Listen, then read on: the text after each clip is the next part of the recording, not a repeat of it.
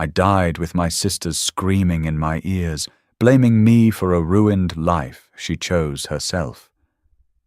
When I blinked, the sterile hospital ceiling dissolved into the peeling beige wallpaper of my childhood kitchen. The smell of burnt toast and cheap vanilla lotion hit me. I was 19 again. Across the sticky linoleum table, Madison was sliding a plastic stick with 2 pink lines toward our mother. This time, I wouldn't scream. I wouldn't beg her to stay in school. This time, I'd pour my coffee and watch her burn. The kitchen chair dug into the back of my thighs. It was the same wobbly oak chair with the mismatched screw on the left side, the one Dad always promised to fix but never did. I stared at the wood grain tracing a dark knot shaped like a crushed spider. My lungs expanded, pulling in air that didn't taste like antiseptic and copper. I was alive. The low hum of the refrigerator vibrated against the silence in the room. Dust motes drifted through a shaft of harsh morning sunlight cutting across the table. Everything felt too sharp, too loud. 10 seconds ago, I was bleeding out on the asphalt of a strip mall parking lot, shoved into the path of a speeding delivery truck by a mob of angry fans Madison had doxed me to. A 30-year-old woman with graying hair, no savings and an ulcer, dead because she tried to save her sister from the internet. Now I was sitting in my pajamas holding a glass of lukewarm orange juice. Condensation dripped onto my knuckles. "I'm pregnant," Madison said. Her voice wasn't the gravelly, desperate screech I remembered from the end. It was high-breathy and dripping with a strange, rehearsed kind of pride. She was 17. She wore an oversized hoodie that swallowed her frame and chewed on the side of her thumbnail, a habit she thought looked cute, but just left her cuticles ragged and bloody. Mum let out a sound that was half gasp, half choke. The ceramic mug slipped from her fingers, clattering against the saucer. Coffee splashed onto the local newspaper. "Madison," Mum whispered, her face draining of color. "You're a junior. Caleb he works at the gas station." Madison rolled her eyes, slamming her hands flat on the table. The pink-capped plastic stick jumped. "God, Mom, you're so old school. It's fine. Actually, it's better than fine. It's an opportunity. In my past life, this was the exact second I snapped. I had slammed my fist down. I had screamed about graduation rates, about the cost of diapers, about how babies weren't accessories. I had threatened to drag her to a clinic myself. I became the villain of her story right then and there. The jealous, bitter older sister who couldn't stand to see her shine. My parents, terrified of Madison running away and taking their future grandchild with her, had turned on me. "You need to be supportive," Chloe, they'd said. "Family supports family." I supported them all right. I gave up my out-of-state university acceptance. I worked 2 jobs to buy formula when Caleb inevitably bailed. I paid for the lawyer when Child Protective Services showed up because Madison left the baby in a bathtub to film a TikTok dance. I bled myself dry until there was nothing left but a husk. I took a slow sip of my orange juice. The pulp caught in my throat. I swallowed it down. "An opportunity!" Dad echoed, stepping into the kitchen. He was holding a wrench, his knuckles smeared with grease from trying to fix the lawnmower. He looked at the test, then at Madison, his jaw working uselessly. "Yes." Madison said, her eyes shining with manic, unearned confidence. She pulled out her phone, the screen cracked in the corner. "Do you know how much money teen mom influencers make? The algorithm loves it. It's authentic. It's raw. I'm going to document the whole thing. The bumps, the cravings, the nursery haul. Brands send you free stuff. Strollers that cost $1,000. I've already got the handle claimed. Maddie and Miracle." The sheer delusion in her voice made the hairs on my arms stand up. She didn't smell like a mother. She smelled like Bath and Body Works warm vanilla sugar and cheap weed. "You're dropping out of high school?" Mom asked, her voice trembling. "To make videos. School is a waste of time anyway." Madison scoffed, flipping her blonde hair over her shoulder. Chloe's going into thousands of dollars of debt just to get a piece of paper that won't even guarantee her a job. I'm going to be my own boss. I'm building a brand." Silence stretched over the kitchen. In the previous timeline, this was where I threw my juice at the wall. This time, I just set the glass down. It made a soft clink against the linoleum. 3 pairs of eyes snapped to me, waiting. Madison's chin tilted up, bracing for the fight. She wanted the fight. She needed it. It was her first piece of content telling my toxic family I'm pregnant. I bet her phone was already recording audio in her pocket. I looked at her. Really looked at her. I saw the hollowness behind her eyes, the desperate need for validation from strangers because she had nothing of substance inside her. I felt a cold, dark pit open up in my chest, swallowing the decades of love and obligation I had once felt for her. "Congratulations," I said quietly. Madison blinked, thrown off script. "What?" I said congratulations. I pushed my chair back. The wood scraped loudly against the floor. "If you think this is the right path for you, then you should take it. It sounds like you have a plan." Mom whipped her head towards me, her eyes wide with betrayal.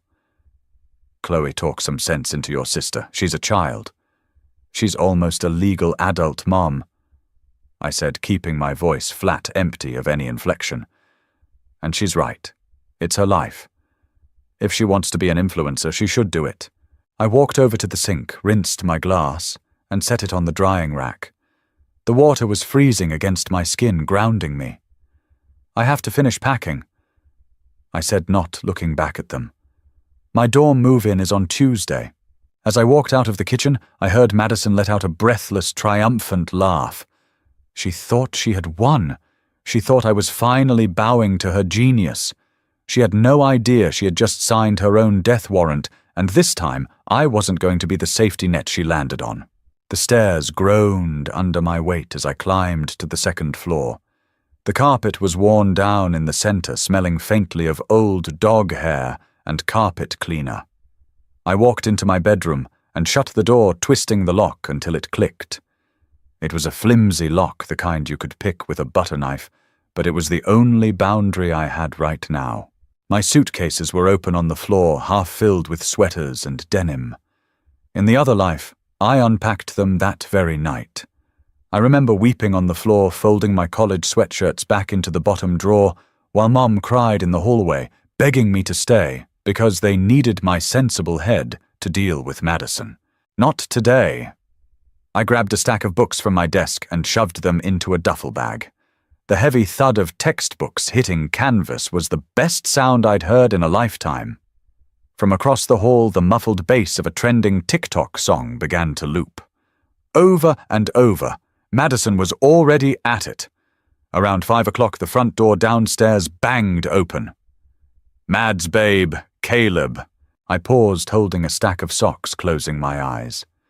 Caleb smelled perpetually of stale Axe body spray, burnt rubber, and cheap beer. He was 19, built like a string bean, and possessed the intellectual depth of a puddle.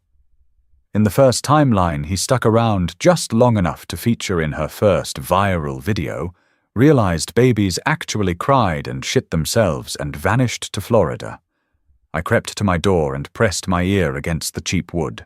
"I brought the ring light," Caleb said loudly. He was panting slightly, probably from carrying the lightweight plastic tripod up the driveway. "Set it by the window." Madison's voice drifted out, bossy and animated.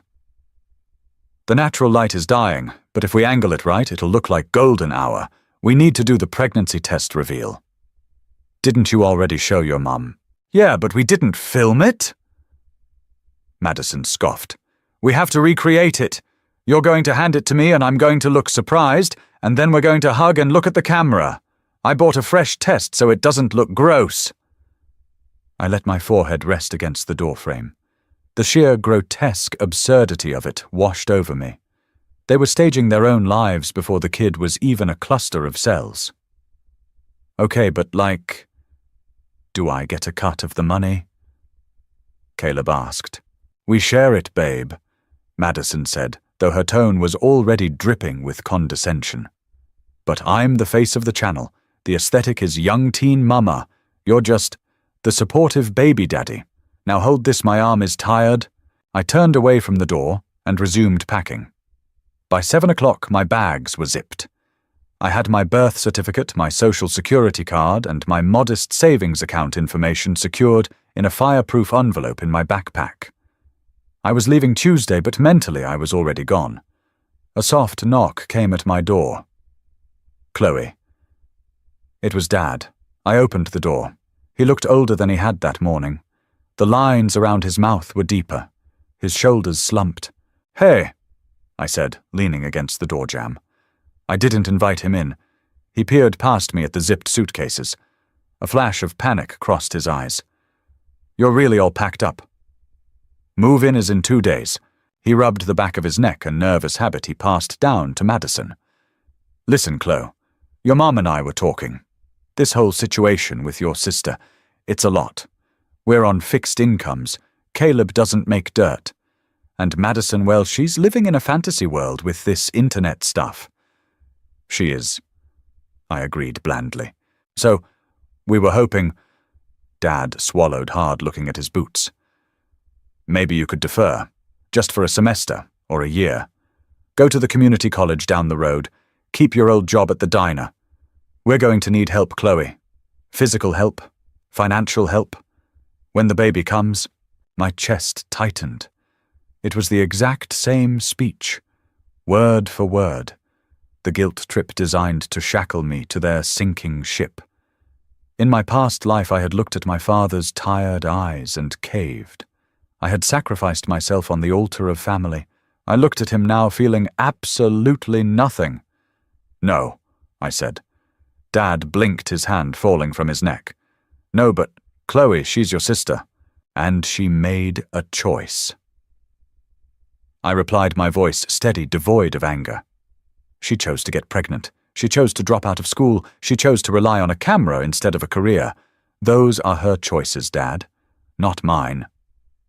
She's a teenager. She doesn't know what she's doing. His voice rose, desperation bleeding into anger. "Then you and Mom better teach her," I said, looking him dead in the eye. "Because I am not raising her child. I earned a full ride to a university 400 miles away.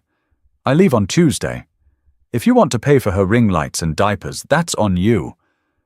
You're being incredibly selfish." Dad hissed, his face turning red. "Family is supposed to stick together." "Ah, family isn't a suicide pact." I shot back the words, tasting metallic and cold on my tongue. "I love you, but I won't drown with her." I closed the door in his face. The click of the flimsy lock sounded like a gunshot in the quiet hallway. I walked over to my bed, laid down on the bare mattress, and listened to him stomp downstairs. A few minutes later, the muffled, manic voice of my sister bled through the floorboards again, rehearsing an introduction for an audience that was going to eat her alive. Tuesday morning tasted like exhaust fumes and cheap peppermint gum. I hoisted my heavy canvas duffel bag over my shoulder. The strap dug sharply into my collarbone, a grounding physical pain that kept my mind from floating back to the asphalt and the screaming. The house was chaotic. Not the warm, bustling kind of chaos you see in movies, but a frantic, ugly energy. Madison had dragged her ring light into the front yard.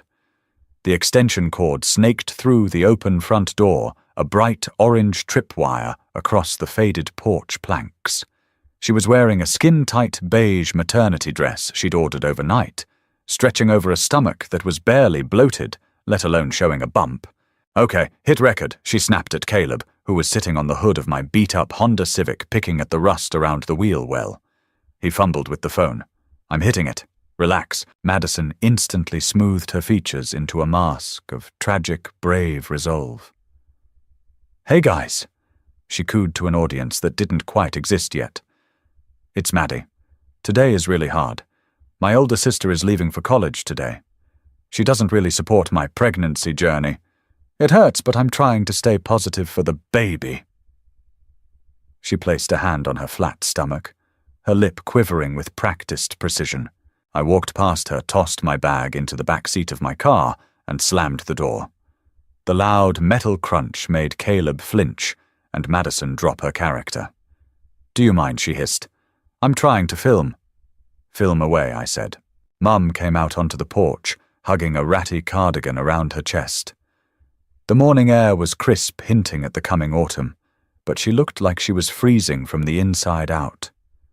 Her eyes were red-rimmed. She had spent the last 48 hours trying to break me. She'd tried crying, yelling, and finally the silent treatment. None of it worked. "You can still unpack," Mum said, her voice thin and raspy. "You can get your deposit back. Chloe, please." "Look at her." She gestured weakly toward Madison, who was currently yelling at Caleb about the camera angle. "She's playing house. We are going to drown." A sharp phantom pain flared in my stomach, right where the delivery truck's bumper had hit me in my past life. I pushed the memory down, gripping the cold metal of my car keys until the jagged edges bit into my palm. "Then you better teach her how to swim," I said. I didn't wait for a goodbye. I got into the driver's seat, cranked the ignition, and threw it into reverse. The engine sputtered, vibrating through the cracked vinyl seats. As I backed out of the driveway, I looked in the rearview mirror. Mum was covering her face with her hands. Madison was holding her phone up, panning the camera to follow my car as it disappeared down the street. She was turning my departure into content. The drive took 6 hours. With every mile marker that blurred past the crushing weight in my chest, dissolved a fraction more. By the time I pulled into the sprawling tree-lined campus, I felt light-headed. My dorm room was a cinder-block square on the 3rd floor. It smelled loudly of industrial bleach and the stale sweat of 100 previous freshmen. To me, it was a palace. I unpacked my clothes. I set up my laptop.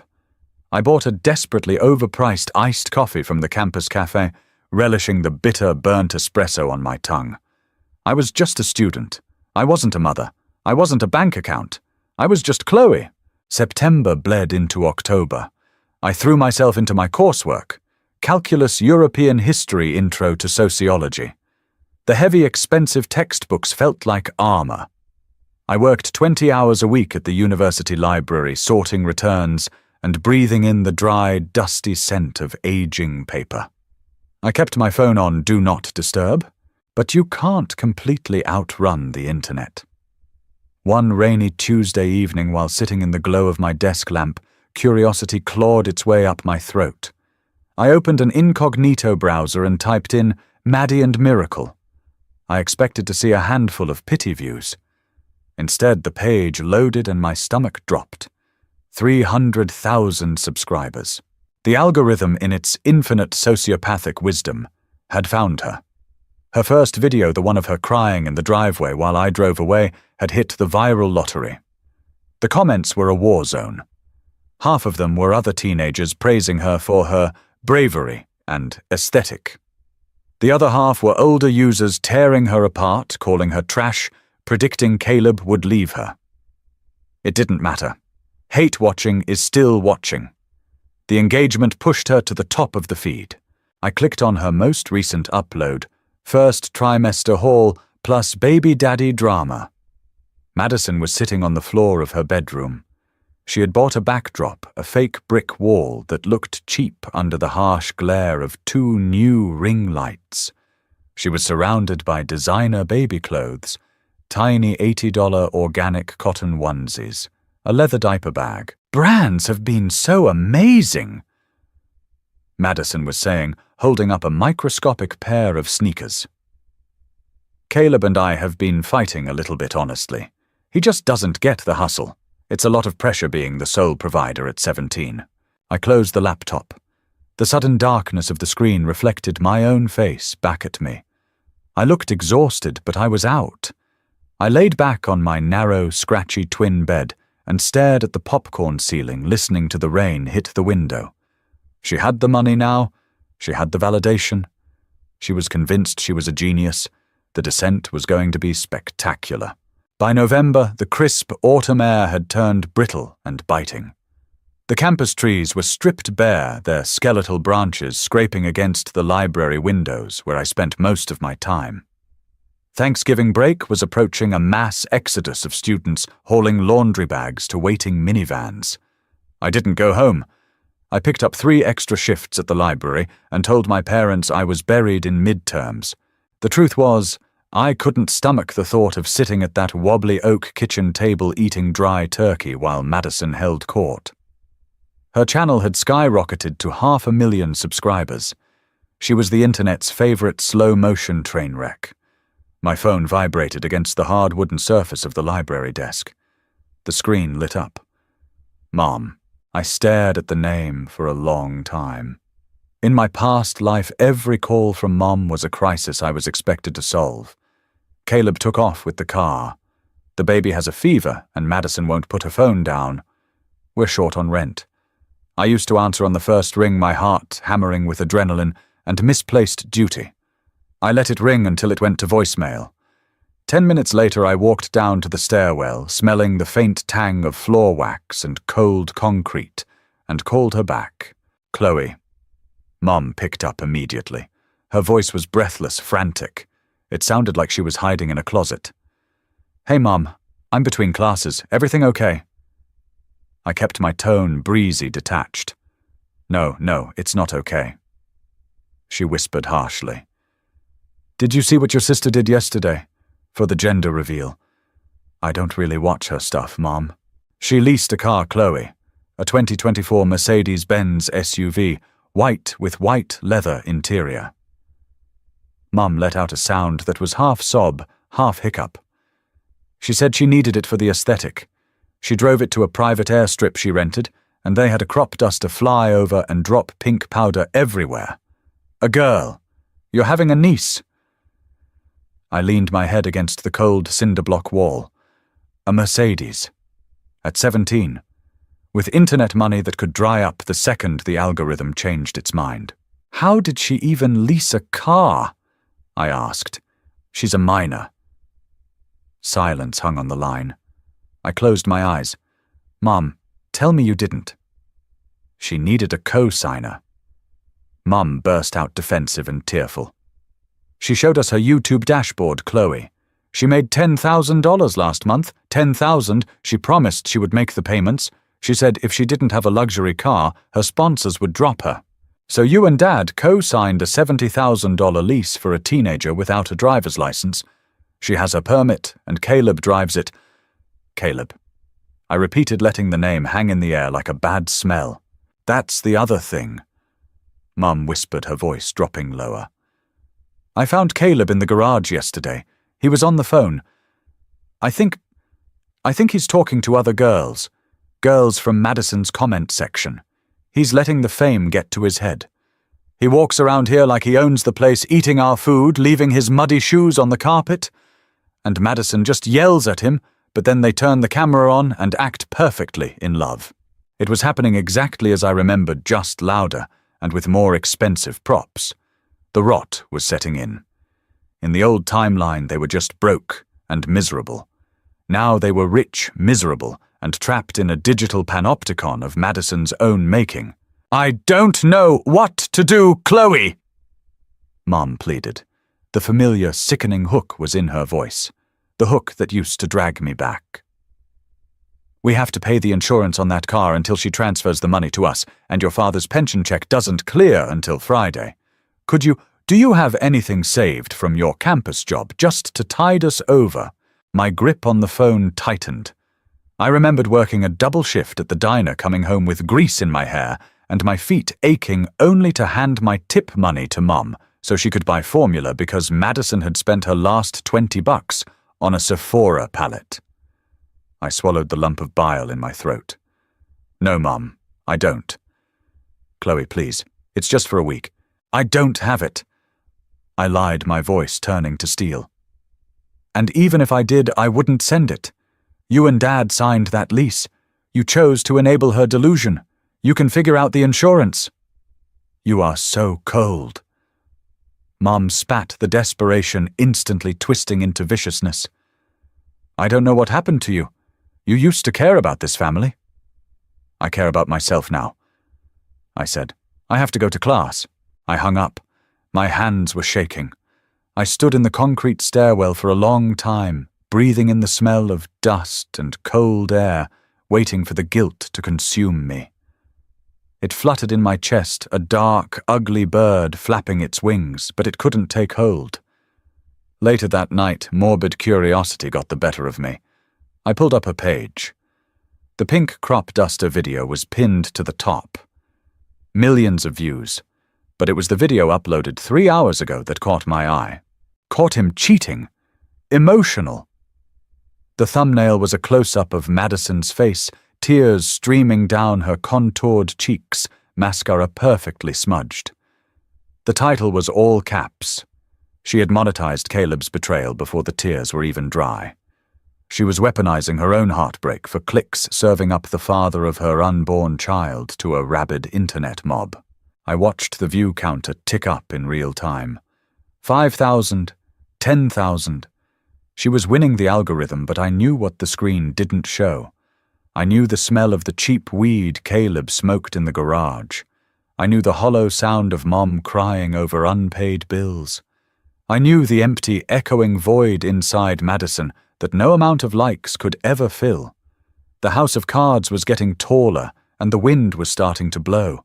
Winter dragged its feet through March, turning the campus into a muddy grey purgatory.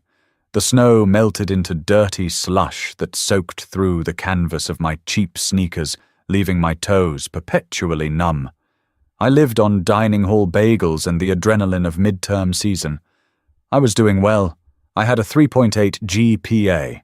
I had a circle of friends who knew me only as Chloe, the sociology major, not Chloe, the tragic martyr of a chaotic household. But my past life still haunted the edges of my peripheral vision. Sometimes the smell of cheap vanilla would waft past me in the lecture hall, and my heart would seize, expecting to see a speeding truck in my rear-view mirror. Madison was 36 weeks pregnant. Her channel had plateaued, then started to cannibalize itself. The internet is a fickle beast. They loved the drama of the cheating scandal. They ate up the video where Madison, screaming and throwing Caleb's duffel bags onto the front lawn, officially kicked him out. But after Caleb was gone, the content grew stale. There is only so much mileage you can get out of a teenager sitting in a bedroom complaining about swollen ankles. Late one Thursday night, while I was highlighting a textbook on systemic poverty, my laptop pinged. An email from an unknown address. Subject: Yo Chloe, it's Caleb. I stared at the glowing letters, the harsh blue light of the screen reflecting in the dark dorm room. My roommate was asleep, her soft, rhythmic breathing the only sound. I clicked open the message. Look, I know I hate me, but a sister is crazy. She locked me out of the bank account. Half that sponsor money was mine because I filmed it all. Now I'm staying on my boy's couch and my car needs a transmission. Tell her to unblock me, or I'm going to make my own channel and tell everyone how fake she is. Tell her I'm serious. A bitter laugh bubbled up in my throat, hot and sharp. I clamped a hand over my mouth to stifle it. The sheer breathtaking audacity of him. He hadn't changed a bit from the first timeline. He was still a parasite just looking for a new host. I didn't reply. I dragged the email to the trash and emptied the folder. 2 weeks later, the baby came. I didn't get a phone call from my parents. I found out through a push notification. Maddie and Miracle is live. It's happening in labor. My thumb hovered over the notification. I shouldn't click it. I knew I shouldn't. But a morbid, deeply ingrained instinct, the ghost of the sister who used to fix everything, forced my hand. The screen buffered, then resolved into the stark, fluorescent lighting of a hospital delivery room. It looked exactly like the room where I had died in my past life, down to the mint-green linoleum tiles. My breath caught my lungs tightening. Madison was in the hospital bed, propped up against thin pillows. She looked terrible. The ring light was set up at the foot of the bed, casting a harsh, unforgiving glare on her sweat-drenched face. Her carefully applied makeup was running dark tracks of mascara cutting through the pale, clammy skin of her cheeks. The epidural isn't working." Madison moaned to the camera, her voice raspy and devoid of its usual influencer perkiness. This wasn't acting.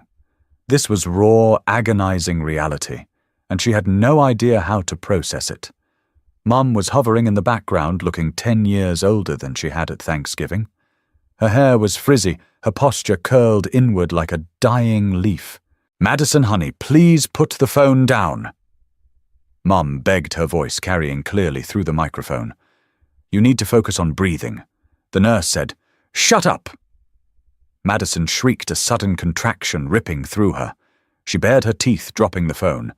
The camera tumbled, landing sideways on the blanket. For 20 minutes, the live stream was just an angled view of the plastic hospital bed rail and the blinking monitor in the background. But the audio was crystal clear. It was a symphony of chaos. Madison screaming, cursing at the nurses, cursing at Mom, cursing at Caleb, who wasn't even there. "Where are my views?" Madison sobbed between contractions, the sound echoing through the tiny speaker of my phone.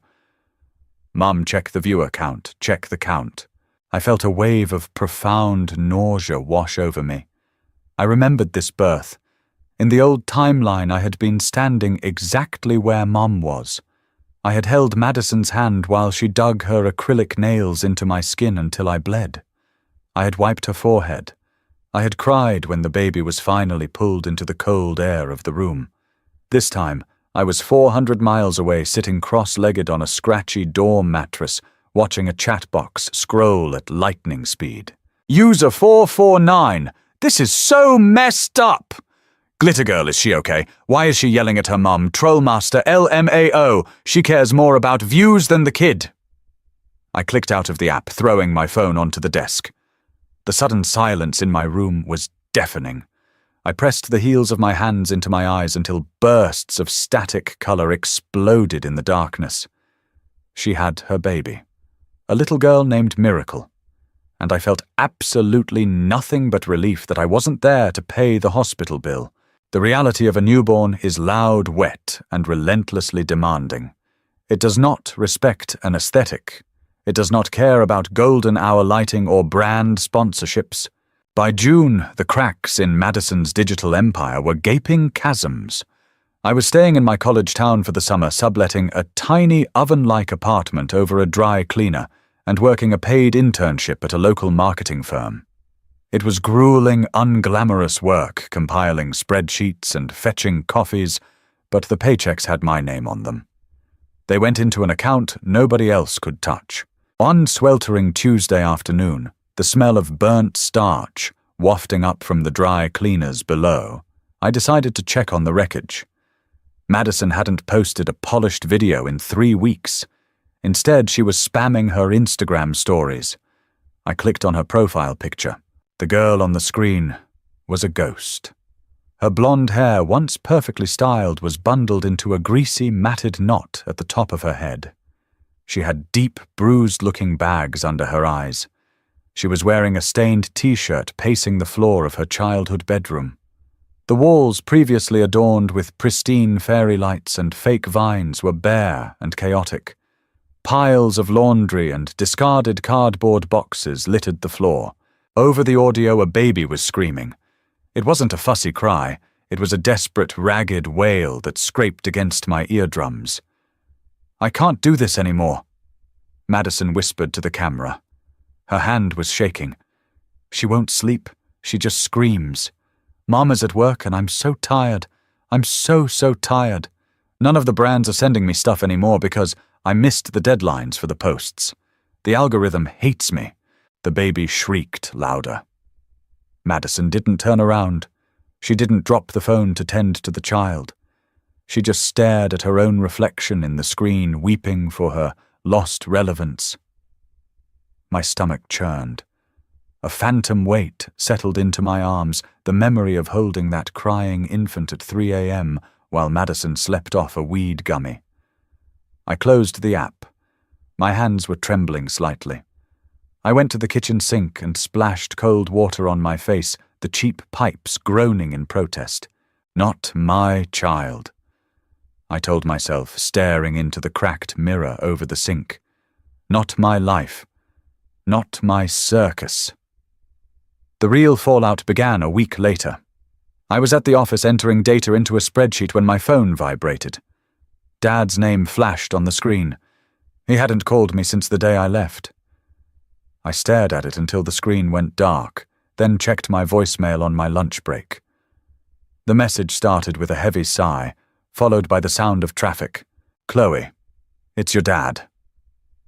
His voice was ragged, stripped of all its former stubborn pride. He sounded small. "They took the Mercedes today. The repo guys showed up at 6 in the morning. Your mother was hysterical. The neighbors were watching. The deficiency balance is going to be massive. They're talking about putting a lien on the house." He paused. I could hear the wet sound of him swallowing. "And Child Protective Services came by yesterday. Some followers reported Madison. Said the background of her videos looked unsafe. Said the baby sounded neglected. Your mother had to leave work early to deal with the social worker. She might lose her job. We're drowning, Chloe. I know what you said before you left, but we are begging you. Please, come home." The voicemail clicked off. I sat on a concrete bench outside the office building, chewing on a stale turkey sandwich. The sun was beating down, hot and merciless. I watched a line of ants march across the sidewalk methodically, carrying a crumb of bread toward a crack in the pavement. A heavy, suffocating blanket of guilt descended on me. It was the same guilt that had killed me in my past life. The voices in my head, society, my parents, my own twisted sense of duty screamed at me to pack my bags, to cash out my internship savings, to go back to that house, hire a lawyer, negotiate with the bank, take the screaming baby out of Madison's selfish hands, and fix it. I imagined going back. I imagined the smell of that house, sour milk dog hair and despair. I imagined Dad handing me a stack of past-due bills. I imagined Madison relieved that her servant had returned, handing me a soiled diaper before locking herself in the bathroom to cry on TikTok. I took a bite of my sandwich. The bread was dry, catching in my throat. I chewed it slowly, forcing it down. I opened my phone, went to my contacts, and found Dad's number. I didn't block him. I wasn't going to hide. But I drafted a text. "I am sorry you and Mom are going through this. I told you I could not support the choices being made in that house. I cannot help you financially, and I am not moving back. You need to consult a bankruptcy lawyer and a family law attorney." I hovered my thumb over the send button. My heart hammered against my ribs, a frantic, trapped bird. If I pressed send, I was officially severing the cord. I was letting them hit the bottom of the ocean. I pressed send. The green bubble popped onto the screen. It was done. I finished my sandwich, threw the wrapper in the trash, and walked back into the air-conditioned lobby of my office building. The cool air hit my sweat-dampened skin. I took a deep breath. I felt lighter. I felt cold. I felt alive. The air conditioning in the office lobby kicked into overdrive, a low mechanical roar that vibrated against the back of my neck. I watched the 3 grey typing dots appear on my screen, vanish, and appear again. Dad was drafting a response. My pulse thumped a heavy, irregular rhythm in my throat. The text finally pushed through. "You are no daughter of mine. Don't ever contact us again." I stared at the glowing pixels. The words were supposed to hurt. In the timeline that ended on the asphalt, that text would have sent me into a hyperventilating spiral. I would have called out of work, driven 6 hours through the night, and begged on my knees for forgiveness while handing over my debit card. Instead, I locked my phone, slipped it into my pocket, and went back upstairs to format spreadsheets. The severance was complete. The wound was cauterized. It didn't feel like a victory. It felt like walking out of a burning building and realizing your coat is gone, you're freezing, but at least you aren't ash. Sophomore year bled into junior year. I moved out of the sweltering sublet and into a cramped ground-floor apartment with a girl who studied botany and rarely spoke. Our kitchen smelled of damp potting soil and stale jasmine tea. It was quiet. It was the most beautiful sound in the world. I paid my tuition with scholarships and the wages from my internship, which had turned into a part-time job. I bought my clothes from thrift stores, washing the smell of mothballs out in the coin laundry down the street. Every dollar I saved felt like a brick in a wall I was building between myself and my past. But you cannot scrub the internet clean, and you cannot completely ignore a car crash when it happens in the public square. In November of my junior year, a video popped up in my recommended feed on YouTube. It wasn't from Madison's channel. It was a 40-minute video essay by a faceless creator who summarized internet scandals. The thumbnail was a split-image Madison in her leased Mercedes on the left, and a grainy zoomed-in photo of my parents' house, with a glaring red foreclosure sign hammered into the front lawn on the right. The title read, "The Disgusting Downfall of a Teen Mum Grifter." I sat on my lumpy futon, my dinner of microwaved ramen cooling on the coffee table. The broth had formed a gross gelatinous skin on top. I clicked the video. The narrator's voice was clinical mocking and utterly devoid of empathy. They played clips of Madison screaming at Caleb, clips of the baby crying, while Madison fixed her makeup, and leaked audio from a neighbor documenting the screaming matches between Mom and Madison. Then came the financial autopsy. The video broke down the public records, the repossession of the SUV, the credit card debt Mom and Dad had taken on to float Madison's lifestyle after the sponsorships dried up. The creator had even found the public listing for the house. My childhood home. The wobbly oak chair, the cracked linoleum, the worn carpet on the stairs. All of it seized by the bank, because my parents couldn't make the payments on a second mortgage they'd taken out to pay off the deficiency balance on a car a teenager drove for 3 months. Maddie and Miracle went completely dark in October, the narrator said, over a slow-motion clip of Madison posing with a designer diaper bag. Rumor has it she moved out of her parents' place, leaving her infant daughter behind. A classic case of an influencer prioritizing the aesthetic over actual motherhood. I hit pause. The silence in my apartment rushed back in heavy and suffocating. She left the baby. A sharp, phantom pain stabbed at my ribs. My lungs seized. I remembered the weight of Miracle in my previous life, the soft, powdery smell of her neck, the way her tiny fingers would wrap around my thumb while Madison slept until noon. I had practically raised that child. I squeezed my eyes shut, digging the heels of my hands into my forehead. The guilt was a living, breathing thing clawing at the inside of my chest. "You could have saved her," the voice hissed. "You could have gone back. You could have protected the baby." "No," I told myself, my voice rough and ragged in the empty room. "No. If I had gone back, I would be dead. Or worse, I would be exactly where Mom and Dad were, bankrupt, broken, and raising a child that wasn't mine, while Madison flitted off to find her next audience. I couldn't set myself on fire to keep them warm." A week later, a thick, crumpled envelope arrived in my mailbox. There was no return address, but I recognized the frantic, looping handwriting instantly. "Mom." I sat at my small kitchen table tracing the ink with my fingernail. It smelled faintly of stale cigarette smoke. Mom didn't smoke. She must have picked it up. I slid a butter knife under the flap and pulled out 3 pages of lined notebook paper, torn raggedly from a spiral binding.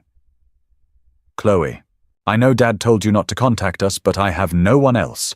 The house is gone. We are living in a 2-bedroom apartment behind the interstate. Dad's heart is failing. He's on medication we can't afford. Madison is gone.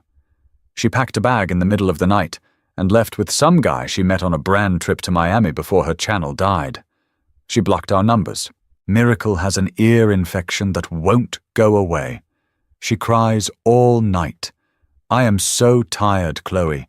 I am so tired my bones ache. I lost my job because I had to keep taking days off for the social worker visits.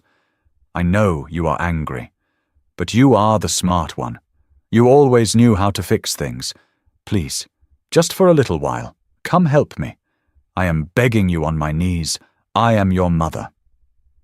There were water spots blistering the ink at the bottom of the page. I sat there for a long time. Outside, a siren wailed in the distance, cutting through the hum of the city traffic. I felt a tear, hot and fast, track down my cheek, dropping onto the cheap veneer of the table. I cried for the mother who used to bake me birthday cakes. I cried for the father who tried to fix my car. I cried for the little girl with the ear infection who didn't ask to be born into this mess. Then I stood up. I walked over to the trash can. I tore the letter in half, then in quarters, then in eighths. I let the pieces fall among the coffee grounds and eggshells. I washed my hands, the cold water stinging my knuckles, and opened my laptop to finish my sociology paper. Winter of my senior year hit with a brutal, unforgiving freeze. Ice coated the tree branches, turning the campus into a sprawling, jagged crystal sculpture. My breath plumed in the freezing air as I walked from the library to my apartment, my boots crunching rhythmically on the salted sidewalks. I was 22. I had a job offer lined up at a mid-sized data analytics firm in Chicago, starting 2 weeks after graduation. I had a meager savings account, a credit score in the high 700s, and a life entirely of my own making. I was standing at the stove boiling water for pasta when my phone buzzed on the counter. The screen illuminated a number I didn't recognize. The area code belonged to a city in Nevada. I usually let unknown numbers go to voicemail, but I was expecting a call from the property manager of the apartment I was trying to lease in Chicago. I swiped right and pressed the phone to my ear. "Hello? Chloe?" The wooden spoon in my hand slipped clattering against the aluminum edge of the pot. Boiling water splashed onto my wrist, a sharp, stinging burn, but I barely felt it. The voice was raspy, hollowed out and shaking. It sounded like it had been dragged across broken glass. "Madison," I said. The name tasted like ash in my mouth. I hadn't spoken it aloud in nearly 3 years. "Don't hang up," she gasped. The background noise was chaotic, the roar of highway traffic, the harsh metallic screech of a semi-truck braking, and a looping tinny song from what sounded like a gas station pump. "Please, Chloe, don't hang up. How did you get this number?" My voice was terrifyingly calm. The panicked older sister who used to clean up her messes was dead. She had died in a strip mall parking lot. The woman holding the phone was a stranger. "I found your roommate's profile online. I messaged her. She gave it to me." Madison let out a wet, rattling cough. "Chloe, I need help. I don't even know where I am. Outside Vegas, I think. The guy I was with, he took the van. He took my phone, my wallet, everything. I borrowed this phone from a guy at the pump." She started to sob. It wasn't the pretty, practiced crying she used to do for the camera, carefully dabbing her eyes to protect her mascara. This was the ugly, guttural weeping of an animal caught in a trap. "I'm so cold, Chloe. I haven't eaten in 2 days. I called Mum, but the number is disconnected. I called Dad, and he just hung up on me. You have to send me money, or buy me a bus ticket. Please, you're my sister." I closed my eyes. The smell of the boiling pasta water filled the small kitchen. I pictured her standing shivering at a neon-lit gas station in the middle of the desert. The influencer who thought she was invincible, who thought a ring light and a positive pregnancy test were a substitute for an education and a work ethic. She had chased the algorithm until it led her off a cliff. The old Chloe would have already pulled up a browser tab to buy a Greyhound ticket. The old Chloe would have drained her savings to get her home, ignoring the fact that Madison would inevitably steal from her, again resent her, again destroy her again. "Where is your daughter Madison?" I asked. The question dropped like a stone into a dark well. The sobbing hitched, turning into a defensive, breathless stutter. "She's with Mom. It was better for her. I was on a healing journey, Chloe. I was trying to find myself so I could be a better mother. You left a sick infant with 2 bankrupt aging parents so you could live in a van with a stranger." I cut in my tone, flat, devoid of any anger or pity. "You ruined their credit. You lost their house. You abandoned your child. I made a mistake." She screamed into the receiver, the raw desperation cracking her voice in half. I'm 19. I'm allowed to make mistakes. You're so perfect sitting in your college dorm judging me. I have nothing. You had everything. I corrected quietly. You just decided it wasn't enough content. Please, she whimpered, the anger collapsing instantly back into begging. Just $100, just so I can eat and get a motel. Please, Chloe, I'll pay you back. I'll get a job. I'll change. I looked at my wrist. The skin where the water had splashed was red and angry. A blister was already forming. It hurt, but it was real. It was a consequence. No, I said. Chloe, call a shelter, Madison. Call the police, but do not call me again. I pulled the phone away from my ear. I could hear her screaming my name through the tiny speaker, a frantic, reedy sound that scraped against my eardrums. I pressed the red button. The call ended. I opened the settings, blocked the number, and set the phone face down on the counter. My hands were shaking violently. My knees felt weak. I sank down onto the cheap linoleum floor of my kitchen, pulling my knees to my chest. I sat there while the water boiled over on the stove, hissing as it hit the hot burner, smelling of scorched metal and starch. I didn't cry. I just breathed. In and out. The air filled my lungs clean and unburdened. Graduation was in May. The auditorium was a sea of black synthetic gowns and suffocating heat. The smell of cheap perfume, nervous sweat, and dying floral bouquets hung heavy in the air. I sat in row M, seat 14. When they called my name, I walked across the stage. The glare of the stage lights was blinding. The dean handed me a leather-bound folder. I shook his hand. The photographer's flash popped, capturing the moment forever. I looked out into the cavernous auditorium. Thousands of parents were cheering, holding up phones, waving brightly colored signs.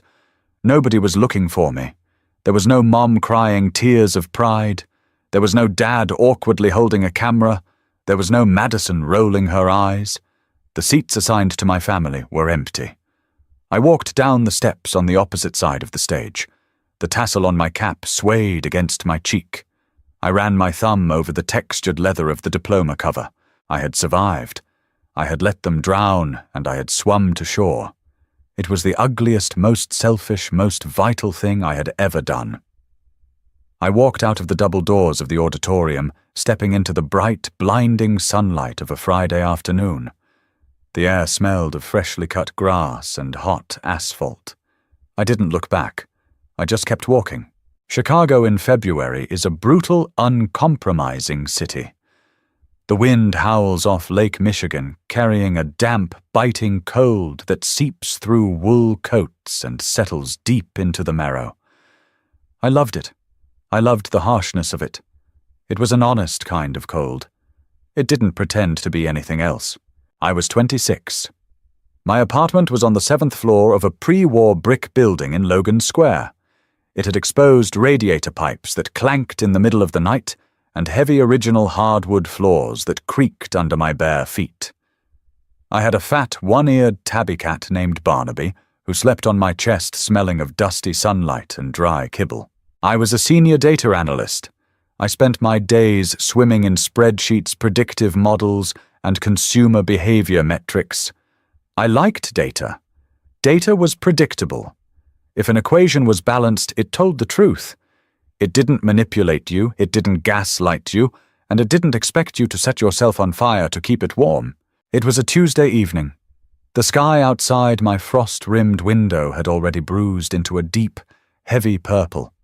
I was sitting at my kitchen island, a glass of cheap but decent red wine in my hand, scrolling mindlessly through a local news app on my tablet. An email notification dropped from the top of the screen. It was from an old high school acquaintance, a girl named Jessica who used to sit behind me in chemistry. We hadn't spoken in 8 years. I stared at her name, a sudden cold prickle of apprehension crawling up the back of my neck. My thumb hovered over the screen. I tapped it. Hey, Chloe. The message read, I know you don't talk to your family much anymore, but I saw this floating around Facebook and thought you should at least know.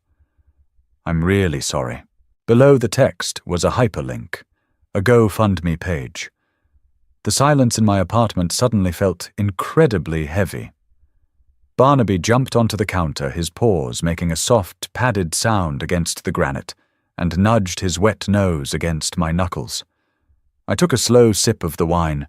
It tasted like oak and dark cherries sharp on my tongue. I clicked the link. The page loaded bright and clinical. The campaign title sat in bold black letters, "Help the Davis family rebuild after tragedy." The thumbnail photo hit me like a physical blow to the sternum. It was a picture taken in the cramped beige living room of what had to be an assisted living facility or a very cheap apartment. Dad was sitting in a wheelchair. He looked 75, though he was only in his late 50s. The left side of his face drooped the unmistakable aftermath of a severe stroke. His eyes staring blankly at the camera were milky and lost. Mum stood behind him. She was terrifyingly thin, her skin sallow and hanging loosely from her cheekbones. She wore a faded fleece pullover that I recognized from my high school days. And next to them stood Madison. She wasn't the glossy, manicured influencer of her teenage years, nor was she the frantic, starved girl crying in a Nevada gas station. She looked hardened, hollowed out by the miles. Her blonde hair was entirely brown, now pulled back in a severe, greasy ponytail. The spark of delusional arrogance in her eyes was completely extinguished, replaced by the dull, flat stare of someone who had hit the bottom and realized there was no basement. She was holding the hand of a little girl. Miracle. She was about 6 years old now. She wore a bright, pink, mismatched outfit and was looking off camera, sucking her thumb. Her hair was unbrushed. I scrolled down to read the description. It was written by Madison. "My dad suffered a massive stroke last month. My mom can't work because she has to take care of him full time. I am working 2 shifts at a diner to try and pay for his medical transport and keep the lights on for my daughter. But we are facing eviction. We have nowhere left to go. Anything helps. God bless." I looked at the bright green progress bar. The goal was $10,000. They had raised $420. A sharp, violent pain flared in my stomach, mimicking the exact impact of the delivery truck bumper from the timeline I had escaped. My breath hitched. My chest tightened until black spots danced at the edges of my vision. The guilt was a physical entity in the room. It wrapped its hands around my throat. I stared at the screen, my heart hammering a frantic, sickening rhythm. I made 6 figures. I had $40,000 sitting in a high-yield savings account. I could click the Donate Anonymously button, pay the $10,000 and clear the bar in 3 seconds. I wouldn't even have to skip a meal to do it. I could save them from eviction. I could buy them a few months of breathing room. I dragged my laptop across the counter. I opened a new tab. I pulled up my banking portal. The numbers stared back at me, crisp and solid. I looked back at the GoFundMe photo. I zoomed in on Madison's face. If I sent the money, what would happen? They would pay the rent. They would pay the hospital. And then in 3 months, they would be right back here. Madison would know it was me. The emails would start again. The begging. The demands. The slow, parasitic drain that would pull me back to that wobbly oak kitchen table, anchoring me to their sinking ship until I drowned with them. I had given my life for them once. I bled out on the hot asphalt for them. I reached out and stroked the soft fur behind Barnaby's ear. He leaned into my hand, purring loudly, a vibrating engine of simple, uncomplicated affection. The wine glass left a small, dark red ring on the granite counter. I wiped it away with my thumb. I closed the banking tab. I went back to the GoFundMe page. I looked at Miracle, my niece, the little girl I had rocked to sleep in a different universe. "I'm sorry I thought into the quiet room. I'm so sorry you were born into this, but I cannot be your mother." I closed the browser. I deleted Jessica's email. I walked over to the large window overlooking the Chicago street. The streetlights cast a yellow, hazy glow over the falling snow. A snowplow rumbled past its heavy blade, scraping against the frozen asphalt with a loud metallic shriek. It was a harsh sound, but it meant the road was being cleared. It meant moving forward. I wasn't a hero. I was a survivor. And sometimes surviving means you have to let the people who are holding you underwater sink. Sometimes the only way to win a losing game is to stop playing. I didn't save my sister, and I didn't save my parents. But for the first time in 2 lifetimes, I finally saved myself. If you've ever had to cut a toxic branch to save the rest of the tree, drop a comment below. I read every single one. Don't forget to hit the like button if you found some closure in this story, share it with someone who needs the strength to walk away, and subscribe to the channel for more raw, real stories. See you next time.